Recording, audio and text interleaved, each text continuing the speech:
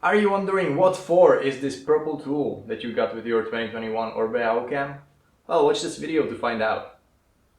Welcome back to another service video regarding 2021 and 2020 Orbea Occam. And in today's video we're gonna take a look on how to take off the shock of your bike to get it serviced, how to take apart all the linkages on the bike, check the bearings, eventually get them replaced, and then how to put everything back together.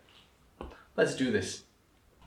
And for this service you're gonna need a 5mm Allen key, 8mm Allen key, paper towel or shop towel or any kind of clean rag, bicycle grease, which in my case needs to be carbon friendly, degreaser, thread lock, torque wrench, in my case also another torque wrench with 8mm head, this magical purple linkage preload tool, and finally some gloves to stay clean. And let's start by taking off the rear wheel. I'm gonna deactivate the clutch with this lever, take the 6mm Allen key, which I forgot to mention of course, unthread the axle, hold the derailleur and slide the wheel down. Next, let's remove the cranks from the bike. This is not completely necessary, but it makes it much easier to take the chainstays off. And the right crank will slide off like this. And then you simply slide the left crank out the other way. And now, since you have the cranks off, it's a perfect time to actually check the bottom bracket, clean it, give it a good wipe with a paper towel, shop towel or any rag. Thoroughly clean it, check if the bearings are moving smoothly on both sides. Mine is absolutely perfect, no need to change it yet. If you have the chain guide on your bike, you can remove it by using the 2.5mm Allen key, one which I forgot to mention as well, of course. There are two bolts, one on top, one on the. Make sure you don't lose the spacers behind it, and it comes off like that. Just fucking set it. Next step would be to remove the derailleur and derailleur hanger from the bike by pulling on this fixing nut and turning to the left. You actually need quite a lot of power. If it doesn't work for you by hand, use some pliers very gently and then you can pull out the hanger like this with the derailleur. And similar on the non-drive side, except there is no fixing nut and this axle insert nut is just to be pushed out by force, like that. And what I like to do next, although absolutely unnecessary, is to take off the rear brake caliper from the bike so we can get the seat stays moving freely and get them a proper clean without the brake hanging onto it. Like that. Don't lose the bolts. And now we have both seat stays freely moving. Now I'm gonna take the 5mm Allen key again, unthread this linkage bolt, and by doing this, the seat stay comes off completely. Same thing on the other side. Now there are washers on each side of those bearings, so make sure you don't lose them. Take them off and put them to some safe place. And finally, it's time to put our hands on the shock itself, so I'm gonna take the 8mm Allen key, unthread this linkage bolt,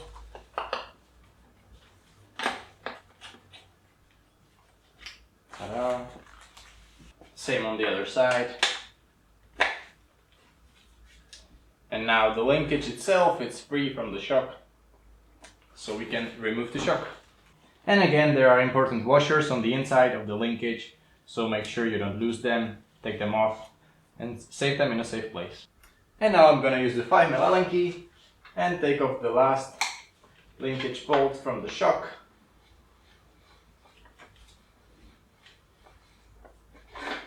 And the shock comes off.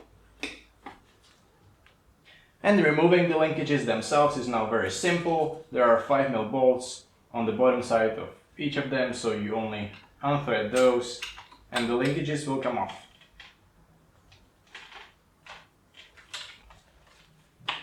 And that's your right linkage out. And the other one should just slide out through the frame with the linkage axle. If it's too stuck, then use a plastic mallet.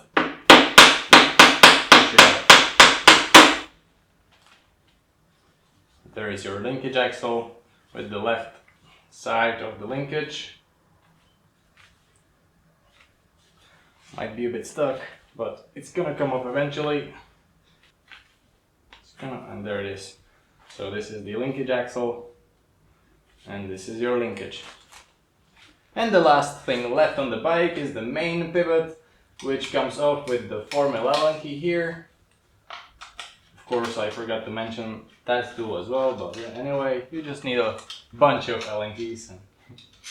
On the inside of which you have the 6mm Allen key, which is just gonna help you take off the cup from here. And then finally an 8mm Allen key is gonna take out the whole axle.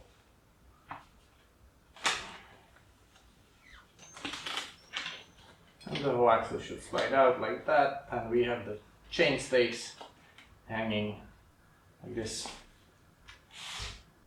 And as you can see, there is a lot of muck and dirt on my bearings, so it's a good time for cleaning and inspection of the bearings.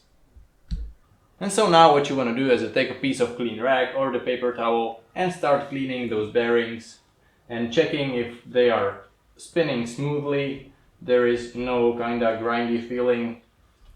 This one actually, even though it was really dirty on top, it feels really smooth. The other one as well. And go through all the bearings, even on the linkages that we took off. Check those bearings, are they feeling smooth? If not, you would be to change those. So I'm gonna go through everything, clean all the bearings, also the inside, check there is no water on the inside. Then you might want to take the degreaser and clean the seat stays around here and there. Don't use the degreaser or isopropyl alcohol on the bearings anywhere around them, because that would dissolve all the grease that's on the inside, and that is no good. And also, now that you have the frame so nicely exposed, it's a good time to inspect the frame itself, check for any damage, eventually cracks on the carbon frame. I can see that there is some paint damage here around this bearing under the linkage. There is some paint damage there, but fortunately no cracks, so I'm safe to go again. And now that we have all the parts nice and clean, we can start putting the bike back together as it was. And I'm gonna start where we finished, with the main pivot point. And what I like to do with all the pivot bearings is to put a little bit of grease on top of them, just to prevent any water getting into the bearing and making problems further down the way. I'm gonna do the same on the other side. And now let's take the main pivot axle, lift the chainstays,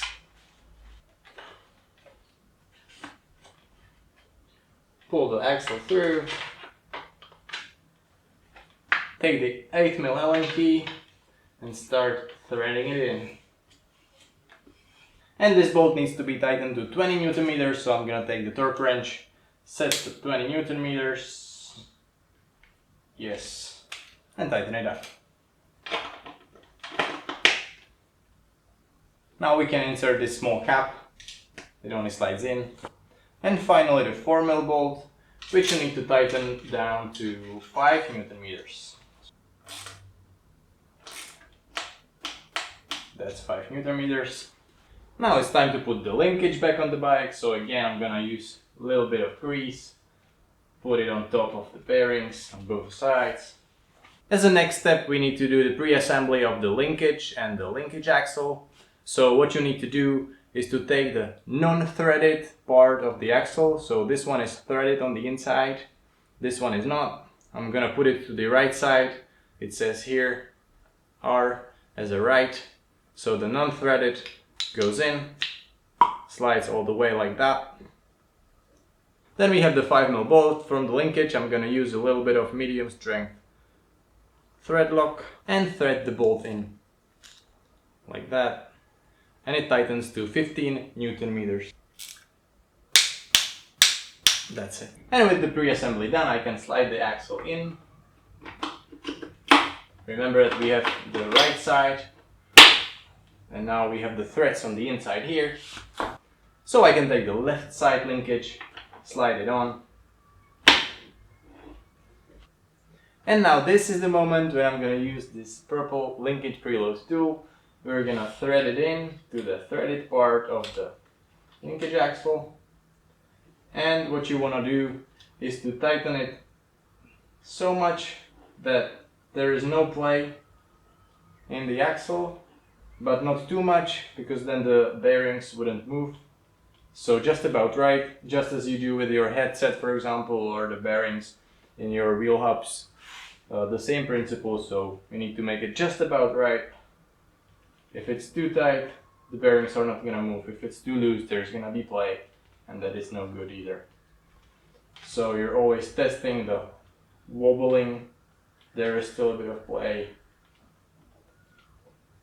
Still a little bit of play, so I'm just tightening it a little bit more. And now this feels just about right. There is no play. The bearings are moving smoothly, and this is nice. That's how it's supposed to be. We're gonna leave the tool in.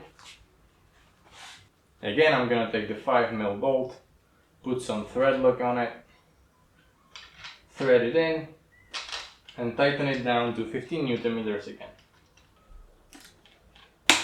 Then we can remove the linkage preload tool. And one more time, just to make sure, I'm gonna check is there any play. But it's alright. And now once again, let's put some grease on top of those bearings to protect them from water coming in.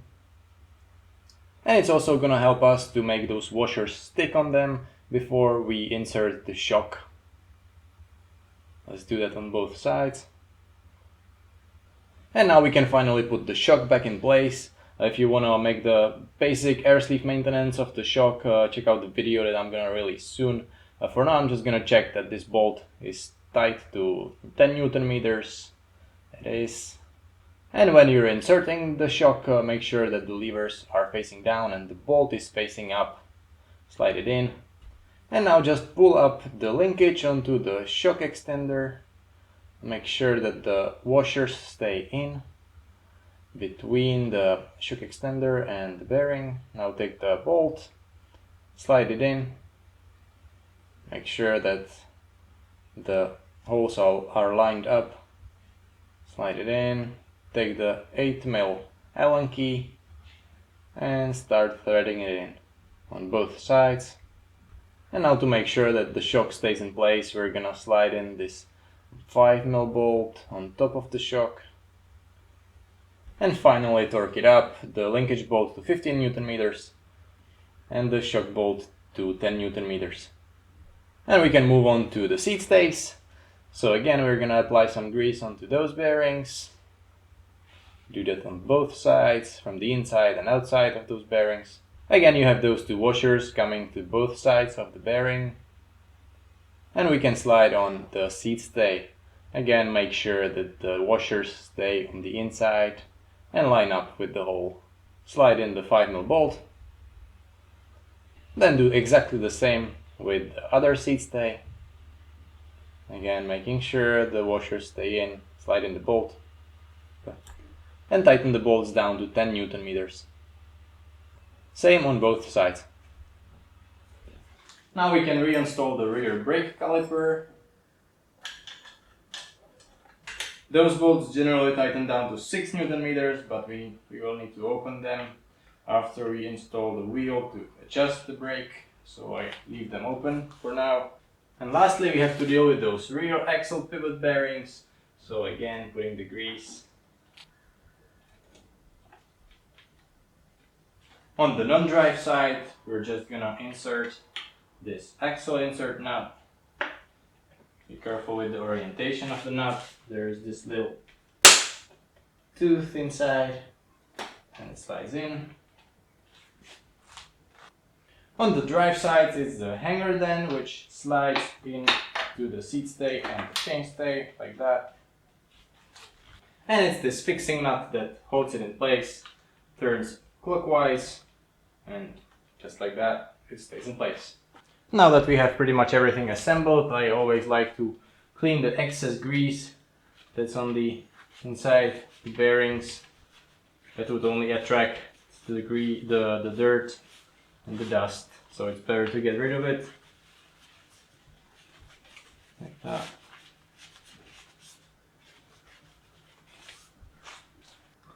And the last few things are the chain guide and obviously the cranks. So the chain guide with 2.5 mm Allen key. Not entirely sure what torque should this ball have, but definitely not too much. And slide the actual chain guide to the position where you think it should be.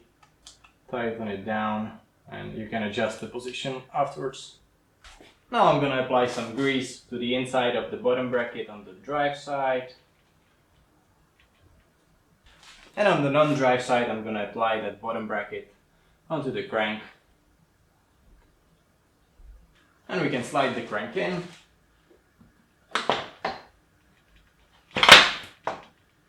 Like that.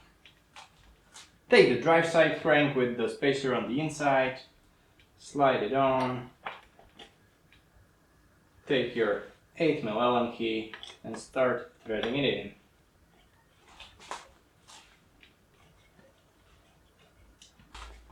Make this bolt as tight as you can. It usually has a really high torque spec, about 54 Newton meters I think for this race base crank, so it really needs to be tight. And finally we're ready to install the wheel. Slide in the rear axle. The axle needs to be tightened to 10 Newton meters. There it is. Readjust the brake by just opening the 5 mm Allen bolts, grabbing on to the rear brake and tightening the bolts again.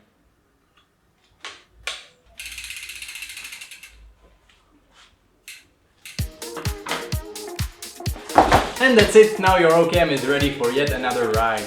Thanks to Espontoni Pyörä for lending me this bike stand and some of the tools. Thanks also to Duffler bags for sponsoring this video. And thanks to you for watching. I hope you enjoyed and I'm gonna see you at the next video. Bye!